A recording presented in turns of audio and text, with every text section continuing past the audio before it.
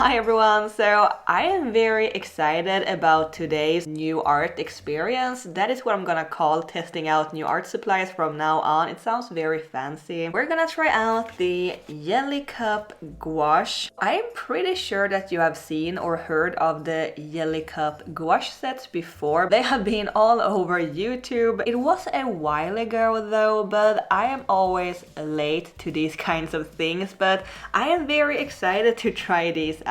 So these were sent to me by the sweet people over at Arrtx. I'm not really sure how to say that, but I'm just gonna go with Arrtx. It is a little easier to pronounce than Arrtx. I am not sponsored or anything, so everything I say will be my own and honest opinion as usual, but there will be a link in the description box below, so feel free to check that out if you would like to try these out yourself. So what we can expect from this set is unique jelly cups, quick drying and vibrant colors, so that sounds lovely. Also, let me tell you, this box, it is quite heavy, so let's check it out. So this is what a box looks like. Oh, it looks like we have some additional mixing palette in the lid of the box. We have some color swatches, a little postcard. Alright, so this is why it is called a Jelly Cup Gouache. The paints come in these little containers that looks very much like little desserts. You know what I call it? Delicious art supplies. Alright, so let's see if I can open these without getting paints all over me. Oh, look at this one. It looks like some sort of wild berry yogurt. Also, these little containers, they contain 30 milliliters of paints. I got a regular tube of paints and it only contains 12 milliliters, so this contains twice as much as a regular tube of paint. So yeah, we get quite a lot of paints. No wonder it was so heavy. Ooh, look at that. It is filled all to the top. Oh, they look so creamy and delicious. Guys, you have no idea how satisfying this is. Ooh, that blue one, it didn't smell great at all. Ooh.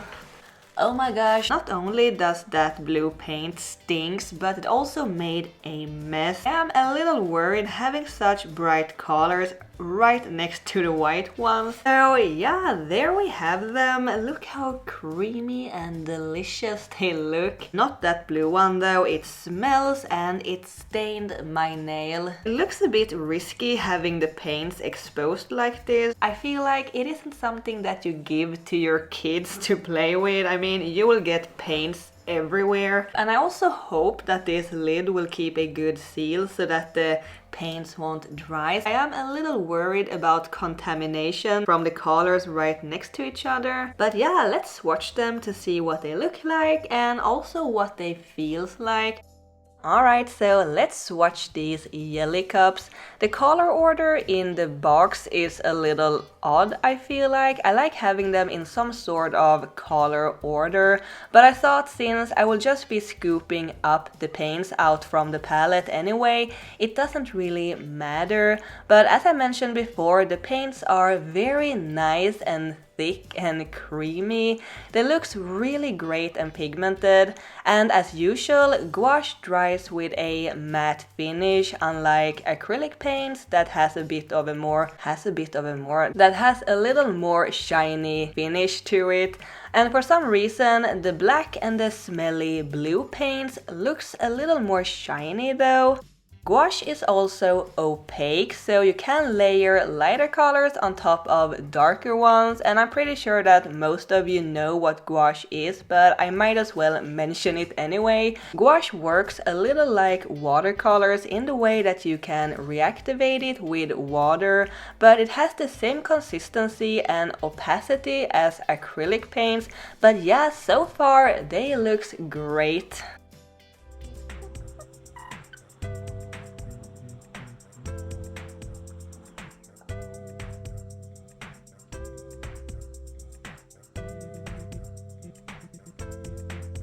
It feels like I haven't done a bigger art piece in a while now, so I took this opportunity to work on something a little larger, but I was hesitant though because I only have so much time to work on an art piece for YouTube, usually only a few days, then I have to do the editing and the voiceover and all that fun stuff, but that also gave me the opportunity to try to work a little more minimalistic. That is something that I have to practice doing to not make it too complicated for me. I'm not sure if I succeeded or not, but anyway. So as you can see, I will be painting a wolf, one of my favorite things to paint. I was hoping to get this cozy autumn look with a lot of bright colors, and I like to start with a base layer of watered down paints, kind of like a watercolor layer, to get an idea where to put certain colors, and then I layer even more paints on top of that. Also, a little disclaimer, I am no expert at all at using gouache. I am kind of a beginner, so I'm still learning, and it is actually a fairly difficult medium for me to use. I've realized I haven't really unlocked the secret to a good looking lineless style that looks so good with gouache, but practice makes you better, hopefully, so I will just have to keep trying and maybe look at some more videos where people are working with gouache. But yeah, I used a little mixing tray that came with the set, very practical, and since I am a little nervous to contaminate the paints with other paints and dirty brushes, I used a palette knife to scoop out the paints from the box and add it to the mixing tray. Also, I have to say that a little paint really goes a long way. Many times I scooped out too much paint, and yes, you can reactivate the paint again once it dries, but you kind of lose the creaminess and the thickness of the paint once it's dried. Talking about the painting a bit here, it was a while ago since I only made one painting in a video. It feels like the good old days when I just made speed drawings, but as I said, it is a bigger piece, so I didn't really have time to work on something else. I feel like it is good to get a bit of variation too. Basically, I'm just layering the paints over and over and over. It is a lot of fur, but I love painting fur. And again, I'm trying to keep this simple, but it is so hard for me since I often get lost into the details. I kind of wish I kept it even more simple. At the end, it lost a bit of the soft look that I was going for initially, but I had so much fun working on this piece. There's nothing better than having some good music on or an interesting podcast in the background and just get lost in the art. I am still struggling a little with my art block. I don't know what else to call it, art motivation maybe. I'm having fun with the art, but I'm having trouble appreciating what I create. I have these great ideas in my head and I can see the picture in front of me, but I'm having trouble putting them down on the paper, you know? Or maybe I don't have trouble with it, but my brain is just exhausted or whatever. But I'm just gonna roll with it and accept that that is how it is right now. It will most likely pass. I really hope so anyway. I still put my heart and soul into what I create and hopefully it shows.